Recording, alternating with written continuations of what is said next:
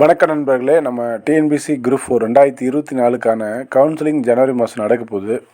நம்ம அதுக்கான ஒரு சில டீட்டெயில் பார்க்கலாம். அதுக்கு முன்னாடி நம்மளுடைய ஆஸ்பிரண்ட் வந்து கொஷின் வச்சுருக்காங்க. அதுக்கு தகுந்த பதிலையும் நம்ம சொல்ல போகிறோம். சரிங்களா? இப்போ அவங்க நிறைய பயந்துட்டு இருக்க விஷயம் என்னென்னு பார்த்தீங்கன்னா, ஏற்கனவே சிவி அப்லோடு பண்ணும்போது பண்ணிட்டாங்க. ஆனால் இப்போ அதில் சரியாக காட்டல, ஒரு பிரச்சனை இருக்க மாதிரி தெரியுது அப்படின்னு சொல்கிறாங்க. அதை பார்க்க போகிறோம். அடுத்தது ஒரு லெட்ரு ஒன்று டெலகிராமில் ஷேர் பண்ணிகிட்ருக்காங்க. அதாவது போஸ்டிங் இன்க்ரீஸ் ஆக போகுது அப்படின்னு சொல்லிட்டு. அது பார்த்திங்கன்னா அதை பற்றி நம்ம தெளிவாக பேசிடலாம். அடுத்தது பார்த்திங்கன்னா குரூப் 2 2A ரிசல்ட்டை பற்றி நம்ம பேச போகிறோம். கலந்தாய்வுக்கு யார் யாரெல்லாம் கூப்பிடுவாங்க, யார் யாருக்கெல்லாம் வேலை கிடைக்கும் அப்படின்றத நம்ம ஒரு சுருக்கமாக பார்த்துடலாம். ஃபஸ்ட்டு வந்து பார்த்திங்கன்னா டிஎன்பிசி குரூப் 4 வந்து போஸ்டிங் வந்து அதிகரிக்கப்பட வாய்ப்பு உள்ளதா அப்படின்னு பார்த்தீங்கன்னா வாய்ப்பு இல்லைன்னு சொல்லிட்டு டிஎன்பிசி சொல்லிட்டாங்க, தெளிவாகவே சொல்லிட்டாங்க. சரிங்களா? அந்த லெட்ரு பார்த்தீங்கன்னா அதில் ரெஃபரன்ஸில் 5/8/2024 கொடுத்துருப்பாங்க. அதாவது ஆகஸ்ட் மாதம் கொடுத்த லெட்ரு அது. இப்போ வந்து அது பார்த்திங்கன்னா அதுக்கு பதில் கேட்டிருக்காங்க, அவ்வளோதான். அதாவது ஒவ்வொரு துறையிலையும் பார்த்திங்கன்னா என்ன நடக்குதுன்னு பார்த்தீங்கன்னா மந்த்லி பிடிஎல் ரிப்போர்ட், அதாவது காலமுறை அறிக்கைன்னு சொல்லுவோம். அது வந்து பார்த்திங்கன்னா ஒவ்வொரு துறையிலையும் வந்து எவ்வளோ போஸ்டிங் இருக்கிறது, ஆக்சுவல் ஸ்ட்ரென்த் எவ்வளோ, ஃபீல்டு எவ்வளோ, வேக்கன்சி எவ்வளோ அப்படின்னு சொல்லிட்டு மாதம் வந்து ஒரு ரிப்போர்ட் அனுப்புவோம். அதுதான் வந்து காலமுறை அறிக்கை. அது வந்து ரொட்டீனாக நடக்கக்கூடிய விஷயம். அது யாராவது அந்த செக்ஷன் பார்க்குற அந்த அசிஸ்டண்ட்டு, ஜூனியர் அசிஸ்டண்ட்டு அனுப்பாமல் விட்டுட்டாங்க அப்படின்னா அவங்களுக்கு ரிமைண்டர் போடுவாங்க. அது 2 டைம் 3 டைம் போடுவாங்க. அதுக்கு மேலே பார்த்தீங்கன்னா அவங்க அனுப்பலைன்னா அவங்க என்ன பண்ணுவாங்கன்னா இது மோஸ்ட் அர்ஜென்ட் அப்படின்னு சொல்லிட்டு போட்டு விட்ருவாங்க.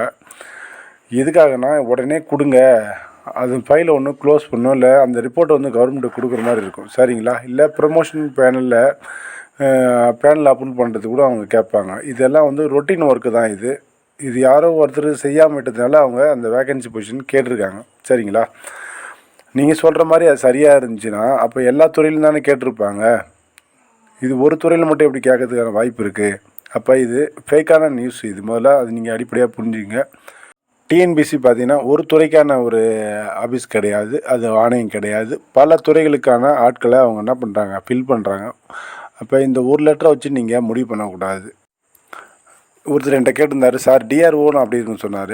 அது டிஆர்ஓன்றது பார்த்திங்கன்னா அவங்களுடைய ரேங்க் பொசிஷன். பல துறைகளுக்கு போனால் கூட அந்த டிஆர்ஓ கேட்லேருந்து அவங்க ட்ரான்ஸ்ஃபர் ஆகும்போது அதுக்கான அந்த போஸ்டிங் அப்படி தான் போடுவாங்க. உதாரணத்துக்கு நம்ம ஜேஏ ட்ரைனிங், அதாவது ஜேஏ ஆகிட்ட பிறகு பார்த்திங்கன்னா நமக்கு வந்து பவானி சார் ட்ரைனிங் 2 வருஷம் இருக்கும்.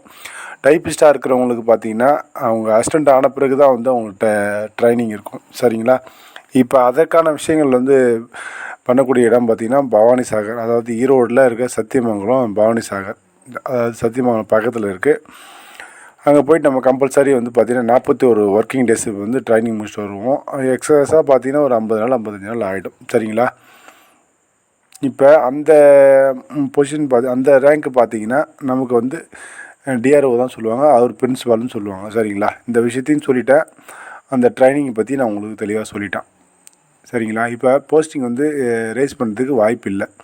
நம்ம அந்த கேள்வியை அவாய்ட் பண்ணிட்டு அடுத்து என்ன செய்யலாம்னு சொல்லிட்டு யோசிங்க. எந்த துறையை எடுத்தால் நல்லாயிருக்குன்னு யோசிங்க. ஒரே துறையை போய்ட்டு நீங்கள் எதிர்பார்த்துட்டு அதையே மைண்டில் வச்சுட்டு போயிட்டு கடைசியில் ஒரு இருக்கிற நல்ல துறை எல்லாத்தையும் விட்டுட்டு ஏதோ ஒரு துறைன்னு சொல்லிட்டு எடுத்துடாதீங்க. அது கடைசி நேரத்தில் உங்களுக்கு ரொம்ப டென்ஷனை கொடுத்துரும். நீங்கள் டென்ஷன் ஆகக்கூடாது. டென்ஷன் ஆகாமல் நீங்கள் வேலையை எடுக்கிறதுக்கான வழியை பாருங்கள். அடுத்தது நம்ம பார்க்கக்கூடிய விஷயம் பார்த்திங்கன்னா அந்த வேக்கன்சி பொசிஷன் பார்த்தாச்சு. இப்போ யாருக்கெல்லாம் வந்து நம்ம வேலை கிடைக்கும் அப்படின்னு பாருங்கள். இப்போ ஒருத்தர் கேட்டிருந்தார். என்ன கேட்டிருந்தார் பார்த்தீங்கன்னா, இருங்க அவருடைய கமெண்ட்டை அப்படி காட்டுறேன், அப்படி பாருங்கள். இவங்க என்ன கேட்டிருக்காங்கன்னு பார்த்தீங்கன்னா, அதாவது ஒரு பர்சன் தான் அவருக்கு ஜேஏ, விஏஓ, டைப்பிஸ்ட் எல்லாத்துலேயும் வாய்ப்பு இருக்குது. இல்லை ஸ்டெனோ கூட சேர்த்துக்குங்க, வாய்ப்பு இருக்குது. டைப்பிஸ்ட் 1 2 இதில் எல்லாத்துலேயுமே அவருக்கு வாய்ப்பு இருக்குது அப்படின்னா அவருக்கு வந்து என்ன பாசிபிலிட்டி, அவருக்கு எப்படி நடக்கும் அப்படின்னு கேட்டிருக்காங்க. இது சாதாரணமாக புரிஞ்சுங்க. அவர் வந்து டாப் லெவல் மார்க் எடுத்துட்டார், அப்படி கூப்பிட்டுட்டாருனாவே அவர் எல்லா போஸ்டிங்கும் எலிஜிபிள். அதாவது ஃபாரஸ்ட்லேருந்து விஓ வரைக்கும் அவர் எல்லாத்துக்குமே எலிஜிபிள் தான். அப்போ அவருடைய விருப்பம் தான். அவர் கவுன்சிலிங் போகிற அன்றைக்கி இல்லை எனக்கு இந்த துறை கிடைக்கும், நான் இது நினச்சி வந்தேன், எனக்கு கிடைக்கல, நான் அடுத்த கவுன்சிலிங் கலந்துக்கிறேன் அப்படின்னு சொல்லிக்கலாம். அதாவது டைப்பிஸ்ட்டில் ஸ்டெனோவில் அவர் சொல்லிக்கலாம். சரிங்களா? ஆனால் ஃபஸ்ட் அன்றைக்கி போகும்போது ஜேஏவிஓ போகும்போது பார்த்திங்கன்னா அவர் அன்றைக்கே எடுக்கிறதுக்கான வாய்ப்புகள் இருக்கும். அடுத்தது டைப்பிஸ்ட் வந்து சில பேர் சொல்கிறாங்க டைப்பிஸ்ட் வந்து ரொம்ப கடினமாக இருக்கும், ஒரு மாதிரியாக இருக்கும் அப்படின்றாங்க. வேலையை வந்து நான் ஏற்கனவே சொல்லிட்டேன், வேலை வந்து ரொம்ப ஈஸியாக இருக்கும். உங்களுக்கு ஜூனியர் அசிஸ்டண்ட்டு, டைப்பிஸ்ட்டு இவங்க எதனா ஒர்க்கு கொடுத்தா தான் உங்களுக்கு வேலை டைப் பண்ண போகிறீங்க. உங்களுக்கு நீங்கள் மெயின்டைன் பண்ணக்கூடிய ஒரே ஒரு ரெக்கார்டு என்னான்னு பார்த்தீங்கன்னா சுத்த நகல் பதிவேடு, அவ்வளோதான். மீதி எந்த ரெக்கார்டும் நீங்கள் மெயின்டைன் பண்ண போகிறது கிடையாது. ஒரு ஜூனியர் அசிஸ்டன்ட் பார்த்தீங்கன்னா முன்கொணர் தன் பதிவேடு, நிலுவை பட்டியல், அப்புறம் பார்த்தீங்கன்னா இருப்பு கோப்பு, காலமுறை அறிக்கை இப்படின்னு போயிட்டே இருக்கும். சரிங்களா, நிறைய ரிஜிஸ்டர் வேறு இருக்கும். ஆனால் டைப்பிஸ்ட் அது கிடையாது. அதனால் டைப்பிஸ்ட்டை பொறுத்த வரைக்கும் நீங்கள் பயப்பட தேவையில்ல. அதே போல் நீங்கள் நம்மளுக்கு லேட்டாக ப்ரொமோஷன் வருமோ அதுக்கும் கவலைப்பட தேவையில்ல. டைப்பிஸ்ட்டுக்கு தான் வந்து சீக்கிரமாக ப்ரொமோஷன் வருது. அசிஸ்டண்ட்டு வந்த பிறகு தான் அவங்க பாவனை சார் நிறைய வந்து சலுகைகள் டைப்பிஸ்ட்டில் தான் இருக்கிறது. என்ன ஒன்று பையில் வந்து நம்ம வந்து மெயின்டைன் பண்ணும்போது ஃபாலோ பண்ணும்போது நம்மக்கிட்ட கொஞ்சம் அஃபிஷியலாக இருக்கிறவங்க நல்லா பேசுவாங்க. டைப்பிஸ்ட்டில் பார்த்தீங்கன்னா அவங்களோட ஒர்க்கு சுருங்கி போகுது, அவ்வளோதான். அசிஸ்டண்ட்டில் அது பேலன்ஸ் ஆகிடும். சரிங்களா, அதுக்குள்ளே நீங்கள் எல்லா ஒர்க்கையும் கற்றுக்கிங்க, அது சூப்பராக போயிடும். அடுத்தது எப்படி கூப்பிடுவாங்கன்னு கேட்டிருக்காங்க. ஓவரால் படி தாங்க கூப்பிடுவாங்க. நல்லா கேட்டுங்க, ஓவரால் படி கூப்பிடுவாங்க. இப்போ பிசியில் கூப்பிட்றாங்க, ரேங்க் போட்டாங்க, அவருக்கு 5வது நாள்னால் 5வது நாள் அவருக்கு போஸ்டிங் இருக்கணும். அப்படி இல்லைன்னா அவர் என்ன பண்ணுவாங்கன்னா 4வது நாளே என்ன சொல்கிறாங்க, உங்களுக்கு போஸ்டிங் இல்லை அப்படின்றாங்க. அப்போ அவர் ஆட்டோமேட்டிக்காக என்ன பண்ணுவார்னா வெளியே போயிடுவார். அப்போ எஸ்சி எம்பிசியில் இருக்கவங்க பார்த்தீங்கன்னா அவங்களுக்கு வந்து பார்த்தீங்கன்னா அன்றைக்கி என்னைக்கு டேட் ஃபிக்ஸ் பண்ணாங்களோ அன்றைக்கி டேட்டில் வந்து அவர் எடுத்துகிட்டு போயிடுவார். இதனால் வந்து இந்த ஓவரால் வச்சு நம்ம வந்து என்ன சொல்லலாம்னா கவுன்சிலிங் டேட்டை ஒன்றும் நம்ம முடிவு பண்ணிக்கலாம். மற்றபடி வேலையை வந்து முடிவு பண்ணுறதுக்கான வாய்ப்புகளே கிடையாது. இப்போ உங்களுக்கு ஒரு தெளிவான ஒரு ஐடியா கிடச்சிருக்கும். சரிங்களா, இப்போ நீங்கள் துறைகளை வந்து தேட ஆரம்பிங்க. எந்தெந்த துறைகள்லாம் வந்து நல்லாயிருக்கும் அப்படின்னு சொல்லிட்டு நமக்கு இருக்கிற இந்த 20 நாளை நீங்கள் நல்லா பயன்படுத்தி நல்லா தேடுங்க. ஒவ்வொரு துறையும் நீங்கள் சர்ச் பண்ணுங்கள், கேளுங்க. சரிங்களா, நானுமே போடணும்னு நினைக்கிறேன், என்னால் முடியல. நான் இருந்தாலுமே நான் போட ஆரம்பிக்கிறேன். 1-2 நான் போட்டுட்டு தான் இருக்கேன். சரிங்களா, இப்போ கேட்குறாங்க, பட் ஆனால் அது ரெஸ்பான்ஸ் கம்மியாக இருக்கிறதுனால கொஞ்சம் அமைதியாக இருக்கேன். நான் போடுறேன், ஒரு 4-5 துறையாக சேர்த்து போடலான்னு ஒரு ஐடியா வச்சுருக்கேன். அடுத்தது நம்ம பார்க்கக்கூடிய விஷயம்னு பார்த்தீங்கன்னா சிவி ரிஜெக்ட் ஆகிடும் அப்படின்னு சொல்கிறாங்க. சிவி ரிஜெக்ட் ஆகிடும்ன்றது நான் ஏற்கனவே சொல்லிட்டேன். அது என்னன்னு பார்த்தீங்கன்னா அது ஃபேக்கான நபர்களுக்கு மட்டும்தான் அது அவங்களுக்கு தான் ரிஜெக்ட் ஆகும். ஏன்னு பார்த்தீங்கன்னா நான் ஒரு எலிஜிபிள் இருக்குதுன்னு சொல்கிறேன், அப்ளை பண்ணும்போது இருக்குதுன்னு சொல்கிறேன். ஆனால் சிவிக்கு சர்டிஃபிகேட் வந்து அப்லோடு பண்ணும்போது பார்த்தீங்கன்னா என்கிட்ட இல்லை. அப்படி இல்லை அப்படின்னா என்னன்னா எனக்கு ரிஜெக்ட் ஆகும். ஏன்னா நான் வந்து சொன்னது ஒன்று, செஞ்சது ஒன்று, அப்போ எனக்கு ரிஜெக்ட் ஆகும்.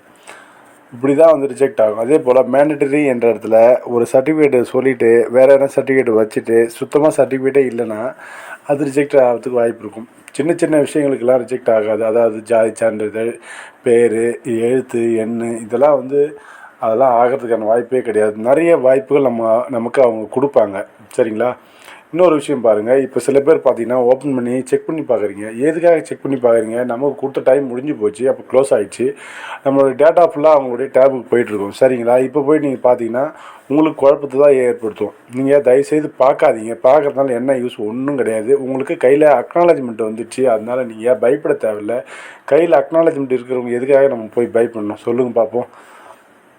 ஒருத்தர் கேட்குறாரு, எனக்கு மாற்றி காட்டுது, அப்படி இருக்குது இப்படி இருக்குது. நான் ஒரே விஷயம் சொல்கிறேன், ஒரு வேலையை செய்கிறேன், அதுக்கு நான் என்ன பண்ண போகிறேன், எனக்கு ஒரு வேஜஸ் கொடுப்பாங்க, நான் சம்பளத்தை வாங்கி வீட்டுக்கு போய்டும். அது மாதிரி தான் ஒரு ப்ராசஸ், ஒரு சைக்கிள் மாதிரி தான். அது எல்லாமே வந்து கரெக்டாக இருந்தால் தான் அதுக்கு அக்னாலஜ்மெண்ட் வரும், இல்லைனா வராது. இது நம்ம பேசிக்கான ஒரு விஷயம். சரிங்களா, அடுத்தது ஃபாரஸ்ட்டுக்கு பார்த்தீங்கன்னா நிச்சயமாக வந்து கவுன்சிலிங்கில் ஆள் இருக்காது. செகண்ட் லிஸ்ட்டு கண்டிப்பாக வரும். கொஞ்சம் முன்னப்பின்ன இருக்கிறவங்க நீங்கள் தைரியமாக இருங்க, உங்களுக்கு வரும். நீங்கள் நம்பிக்கையோடு இருங்க, நான் அதுதான் உங்களுக்கு சொல்லுவேன். அதுக்கடுத்து பார்த்திங்கன்னா இப்போ நம்ம குரூப் 2 2Aல போஸ்டிங் வந்து ரைஸ் பண்ணுறதுக்கான நிறைய வாய்ப்புகள் இருக்குது. கண்டிப்பாக போஸ்டிங் ரைஸ் பண்ணுவாங்க. ரிசல்ட்டு பார்த்திங்கன்னா அதாவது 2வது வாரத்தில் வந்துடும். ஃபாதர் சொன்னதை வச்சு சொன்னால் 2வது வாரத்தில் கண்டிப்பாக வந்து ரிசல்ட் வந்துடும். நம்ம அடுத்த தேர்வுக்கு தயாராக இருங்க, படிக்க ஆரம்பிங்க, படிக்காமல் இருக்காதீங்க. எக்ஸாம் பொறுத்த வரைக்கும் நமக்கு வாய்ப்புகள் இந்த 2025 நிறைய இருக்கிறது. அதை நீங்கள் பயன்படுத்திக்கிறத பொறுத்து தான் இருக்குது. நான் மீண்டும் உறுதியாக சொல்கிறேன், அதாவது கவுன்சிலிங் வந்தால் எல்லாருக்கும் வேலை கிடைக்காது. அந்த டேட்டு உதாரணத்துக்கு 6வது நாள், 7வது நாள், 8வது நாள் கூட இருக்கும். அவங்களுக்கு அந்த இதில் போஸ்டிங் இல்லைனா வெளியே போயிட வேண்டியதான். 15வது நாள், 20வது நாள் தள்ளி இருக்கும், அவங்களுக்கு வேலை கிடைக்கும். சரிங்களா, அந்த கம்யூனிட்டி ரிசர்வேஷன்லாம் அவங்களுக்கு கண்டிப்பாக வேலை கிடைக்கும். அதனால் நீங்கள் யாரும் வருத்தப்படாதீங்க. நமக்கு தள்ளி போகுது 10 நாள் 15 நாள் தள்ளி போகுது அப்படின்னா நீங்கள் கவலைப்பட தேவையில்ல. கண்டிப்பாக உங்களுடைய வேலை உங்களுக்கு கண்டிப்பாக ரிசர்வேஷன் கண்டிப்பாக கிடைச்சிரும். அதனால நீங்கள் வருத்தப்படாதீங்க. நிச்சயமாக நம்ம பாசிட்டிவாக நினச்சா நமக்கு நல்லதே நடக்கும். சரிங்களா? இப்போ சிவியை பற்றி சொல்லியாச்சு. குரூப் 4 குரூப் 2 எல்லாத்த பற்றியும் நான் சொல்லிட்டேன். நீங்கள் ஒரு தெளிவான ஒரு இதோடு இருங்க. இதே நிலையில் நீங்கள் துறைகளை வந்து அலசி ஆராயுங்க. ஒரு நல்ல துறையை தேர்ந்தெடுங்க. உங்களுடைய வாழ்க்கை சிறப்பாக அமையட்டும். நன்றி, வணக்கம்.